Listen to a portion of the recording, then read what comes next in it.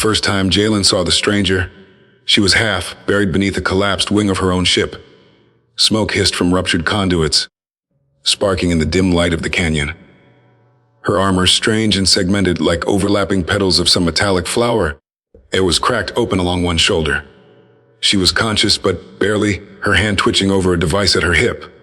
Jalen didn't think twice. He dropped his tool pack, sprinted, and shoved the smoking debris aside. The weight burned his palms through his gloves. He expected her to try to fight him, or at least bark some alien order. Instead, she stared at him with eyes too bright, too old, and whispered something that sounded like a plea. "It's okay," he told her, not knowing if she understood. "I've got you." He dragged her free and carried her to the shelter of an overhang as her ship groaned and then detonated behind them, showering the canyon with shrapnel. The blast lit the walls amber and cast their shadows long and thin. For a moment, he thought she had died, but then she gripped his forearm with surprising strength. "Do not leave," she rasped in heavily accented standard. "I wasn't planning to," he answered. Jalen was a technician by trade, a scavenger by necessity, and a nobody by choice. He lived alone on Ember 9, the kind of planet the galaxy forgot as soon as they mapped it. He fixed broken satellites, patched communication towers, and traded scrap metal for enough supplies to keep going another month. He was not a soldier, not a diplomat, not a hero. He knew machines. He knew circuits and welds and engines. He didn't know anything about the wounded woman staring at him, like he was the last living thing in the galaxy. He activated his wrist, scanner. "Your vitals are a mess. You need medical care." She tried to sit up, winced, and fell back. "No hospital. Only repair need." She tapped her armor. "Systems." He frowned. "Your armor is damaged. You need proper tools."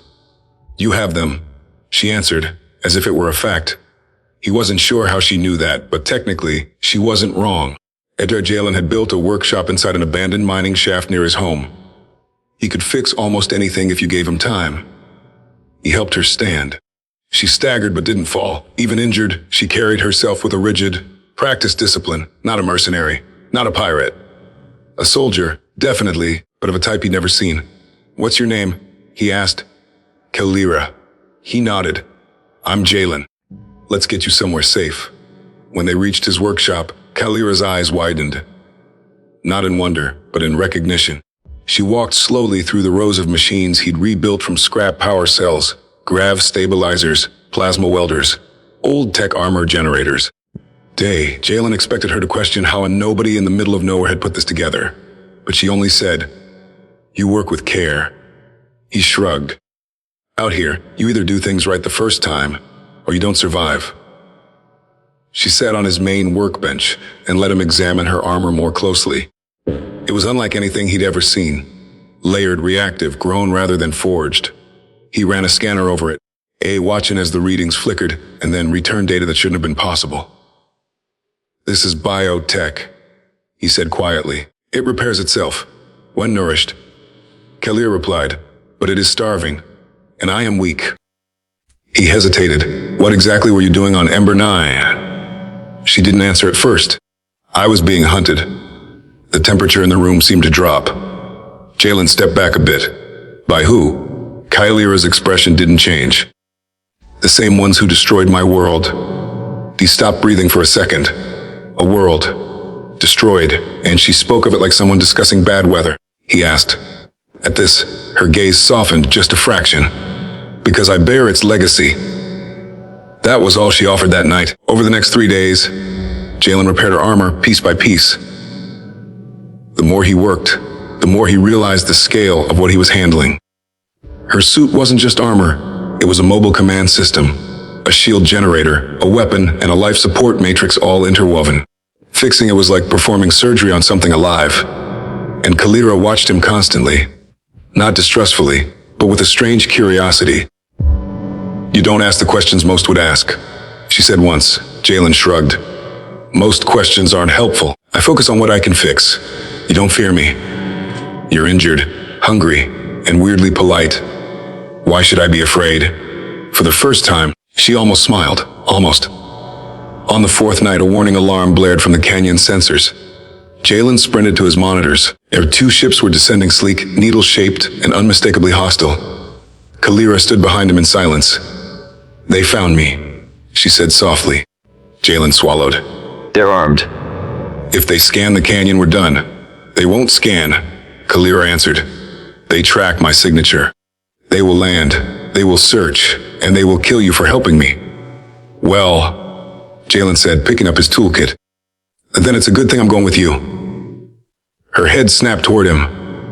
"You are a technician, not a soldier. I don't need to fight them. I just need to finish repairing your armor before they get here." Her silence carried more weight than any scream. The enemy ships landed near the canyon mouth. Jalen worked with frantic precision, his hands steady despite the tremor running through his body. Everywhere Kalira stood guard, weak but alert, a knife in her hand that seemed carved of living light. The ground shook as the enemy forces approached. Their footsteps were metallic, deliberate, countless. "Just a few more seconds," Jalen muttered. Kalira crouched beside him. "When they break through, not happening. You must." "My purpose." "Is your problem?" He cut in. "Right now, I'm fixing your armor, and we're both getting out of here alive. That's my purpose." She stared at him, stunned. The final seal snapped into place.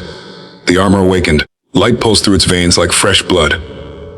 Kalira inhaled sharply as strength returned to her limbs. Outside, metal claws scraped against the outer blast door. "They're here," Jalen whispered. The door exploded inward. 3 towering figures stepped through, armored in obsidian plates, their weapons dripping with violet energy. Then they saw Kalira, and all 3 froze. Jalen didn't understand their language, but he understood their terror. Kalira rose slowly. When she spoke, her voice held a thunder Jalen had never heard before. "Your empire killed my people," she said. "But their guardian still stands." The soldiers opened fire. Kalira moved like a collapsing star, fast, bright, unstoppable. Her armor drank their energy and answered with fury. The canyon echoed with the sound of ancient power awakening, after years of silence. Jalen watched in awe as Kalira cut through the attackers. Not with rage, but with a cold, righteous precision. When the last soldier fell, Kalira collapsed to one knee. Jalen ran to her. "You okay?" She nodded, breathing hard. "The armor is restored, but I am not." He steadied her. "Let's get you somewhere safer." But she shook her head. "There is no safety. Not for me. Not for anyone I stand near. I was the guardian of my world, Jalen, the last sovereign protector. When my planet fell, the mantle did not die. It passed to me." The words struck him harder than any blast. "Your royalty." She laughed weakly. "Royalty is too small a word. I was the shield of a civilization older than your species' written history." Jalen sat beside her. "And yet you needed a technician from nowhere to fix your armor." Kalira touched his wrist lightly. "Even guardians fall. Even empires end. But kindness is rarer than power." The canyon was still. The air tasted of dust and starlight. "What happens now?" Jalen asked. She looked at him with those ancient eyes.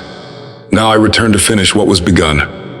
My enemies will come again, and I must stop them before they consume another world." He felt something in his chest tighten. "And me. You have already done more than entire armies failed to do. You saved the guardian of an ancient empire." Her voice softened. "But if I stay near you, you must live." He swallowed. "You expect me to just go back to fixing scrap?" "You could come with me," she said quietly, "but the path ahead is war." He met her gaze. "Then I guess you'll need someone who can fix things." Kalira blinked. Slowly, as if the idea had never occurred to her. "You would join me. You help me find purpose," he said. "Seems fair I help you restore a galaxy." For the first time, she truly smiled, tired, fierce, luminous. "Then rise, Jalen, November 9, she said, "Guardian of Guardians." He stood beside her as dawn lit the canyon walls. The technician and the last sovereign of an ancient empire walked toward the enemy ships, ready to seize a future neither could have imagined alone. And above them, for the first time in centuries, the stars seemed to bow.